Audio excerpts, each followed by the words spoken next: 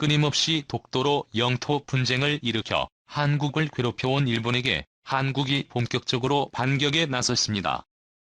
국제사법재판소에서 밝혀진 일본의 거짓말로 일본 정부는 당혹스러워하며 그간 영토 분쟁은 없었던 것으로 하자는 발언까지 나온 상황으로 오늘 포스팅을 통해 자세히 말씀드리겠습니다.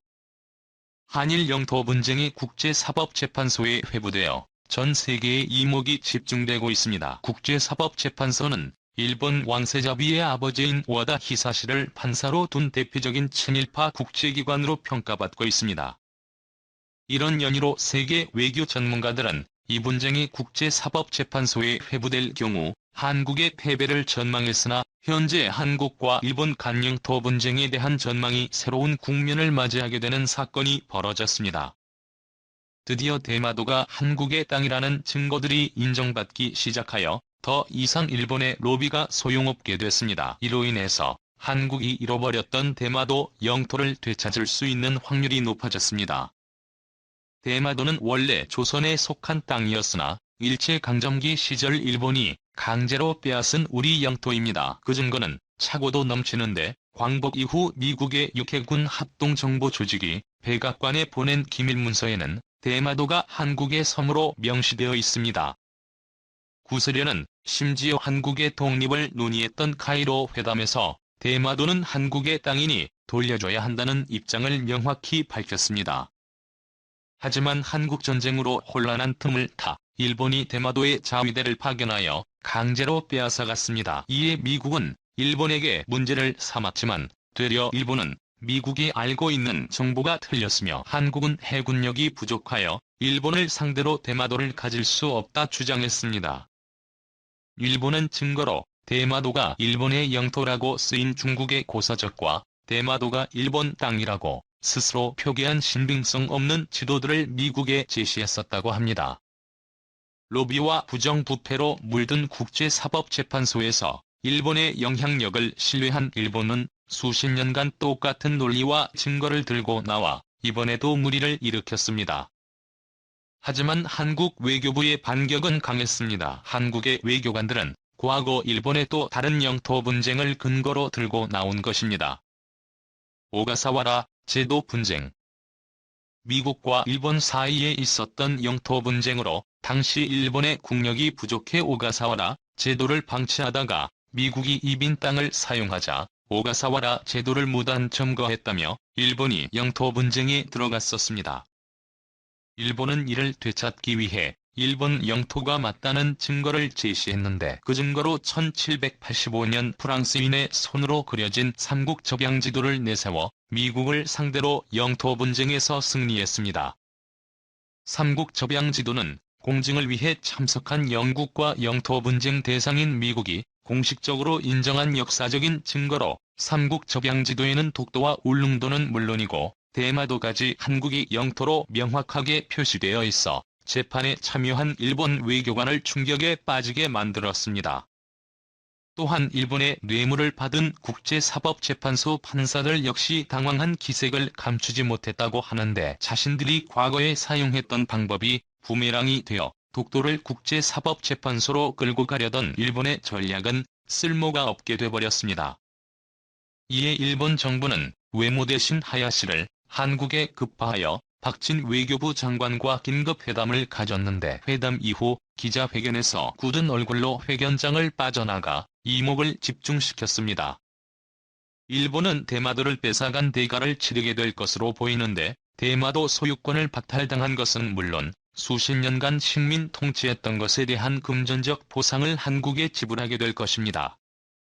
이제 대한민국의 반격은 시작에 불과하다는 것을 일본이 알아차리고 진심으로 사죄하고 배상하길 기대해봅니다. 대한민국 고유의 영토 독도를 다케시마라 부르며 일본의 영토라 주장하는데 분노하지 않을 국민이 어디 있으랴. 다만 이때를 틈타 정치 현안으로 인해 발생한 위기를 모면하려 하는 얄팍한 정치인들의 술책에 상당수 네티즌이 부안해동하는 듯해 글을 남긴다. 한나라당 허태열, 정감윤 의원 등 50여 명의 여야 의원들이 대마도는 한국 땅이라며 일본의 즉각적인 반환을 촉구하는 결의안을 발의했다 한다.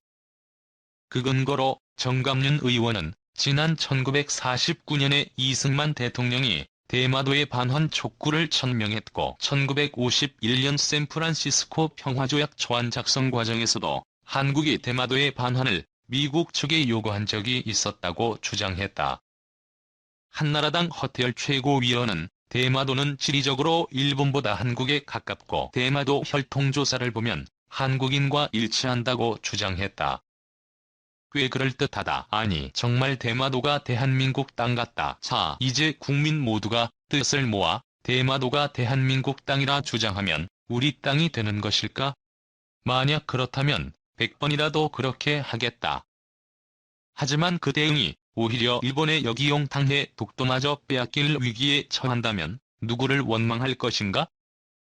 내가 일본 정치인이라면 이런 책략을 세울 것이다. 첫째, 대마도가 대한민국 땅이란 우리의 외침을 전 세계에 선전한다.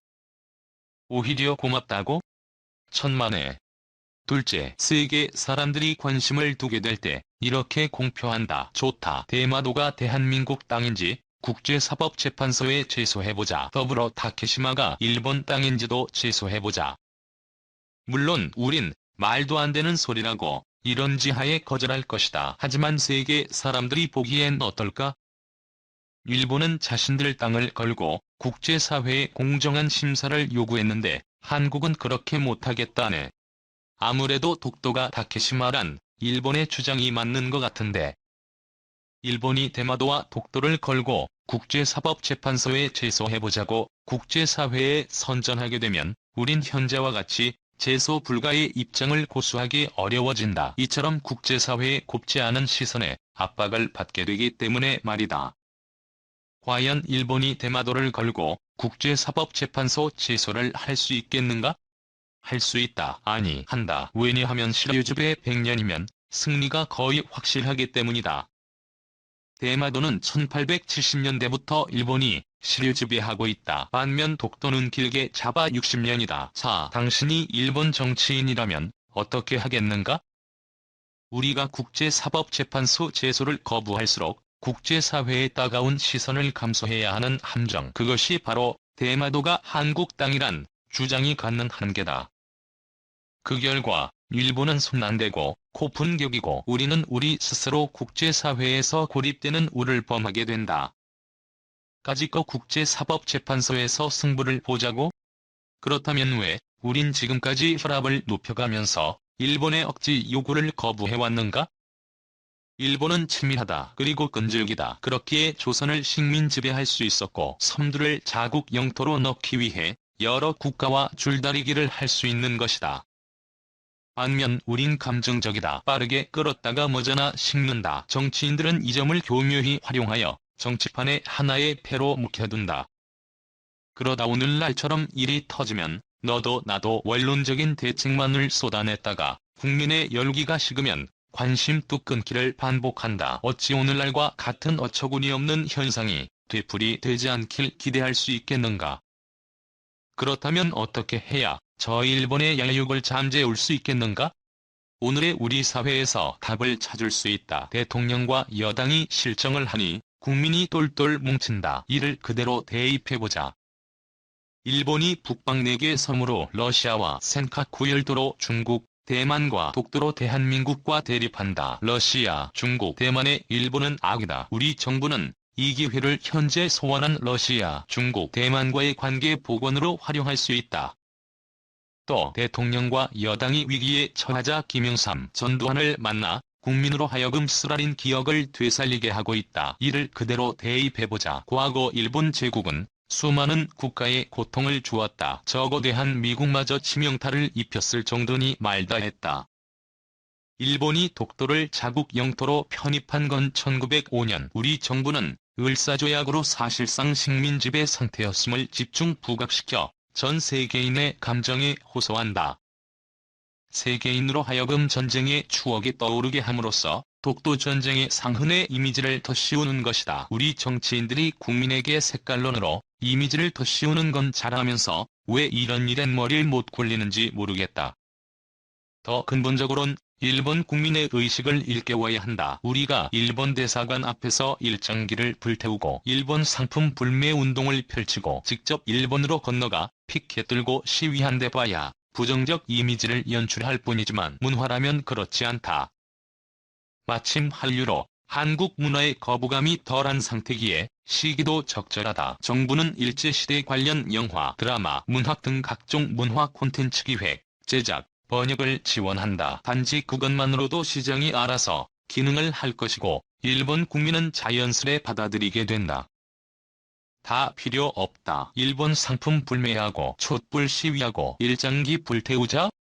다시 우리의 현실을 돌아보자. 조중동 및 광고 게재 회사 불매 운동 펼치니까 조중동이 잘못을 뉘우치고 사과를 하던가?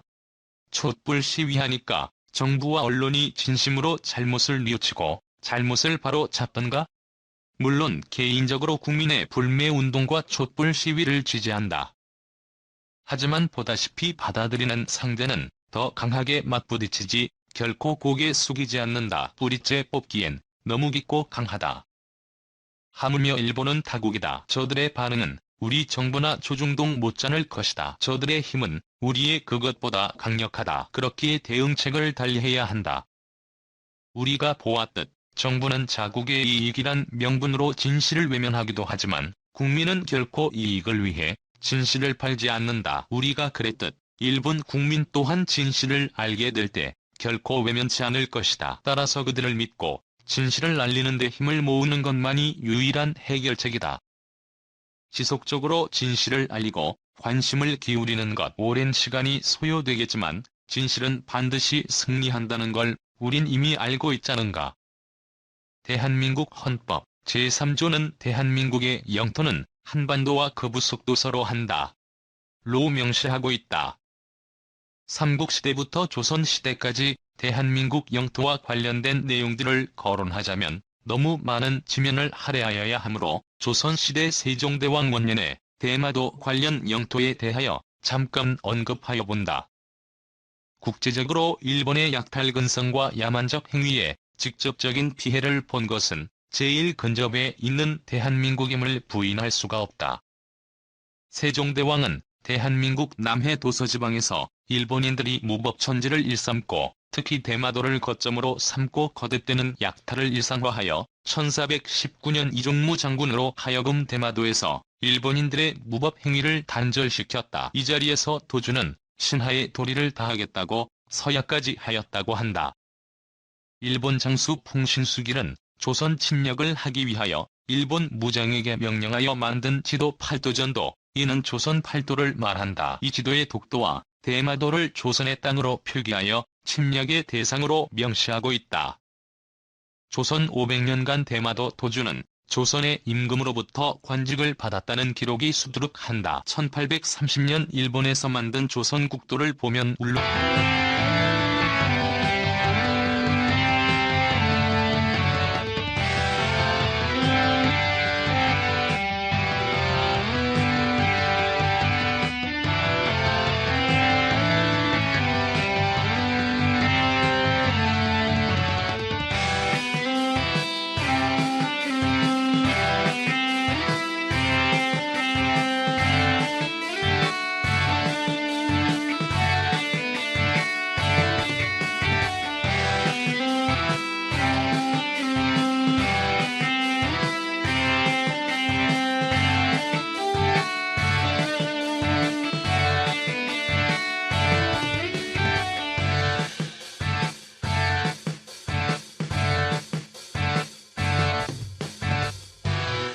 일본은 다시 원본인 삼국접양지도 프랑스어판 1832년을 제시하여 미국으로 하여금 오가사와라 군도가 일본 땅임을 인정받았다.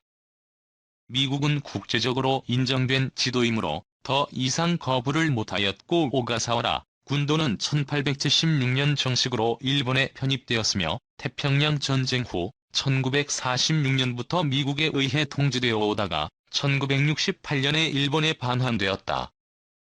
우리가 왜 프랑스가 1832년에 제작한 삼국접양지도를 묵과할 수 없는 이유는 일본이 국제적으로 오가사와라 군도를 미국으로부터 정식으로 반환받은 결정적 근거 지도이기 때문이고, 이 지도에는 울릉도, 독도, 대마도가 조선 땅으로 명시되었다는 것이다. 대마도가 대한민국 땅이라는데 더 이상 무엇이 필요한가 반문하여 본다.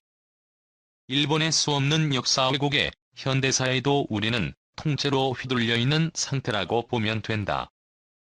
이 대마도 지도에 대한 일본의 저열하고 비열한 만행을 있는 사실대로 적시하여 보면, 오가사와라 군도 분쟁 당시 활약했던 일본인 다나베는 1868년 프랑스 대사로 활동하면서 1868년 대마도의 일본 기속을 앞두고 대마도가 조선 영토로 표시되어 배포했던 클라프로트의 삼국 접양지도 수집 회기를 하기 시작하였다. 그리고 대마도가 일본 땅이라는 위조본을 만들었다. 국제 정세에 열악한 조선은 이를 저지할 능력도 대항할 국력 자체마저도 없었다. 더 보자. 다부아시 키요시는 1945년 대한민국이 해방이 되는 해에 죽었다.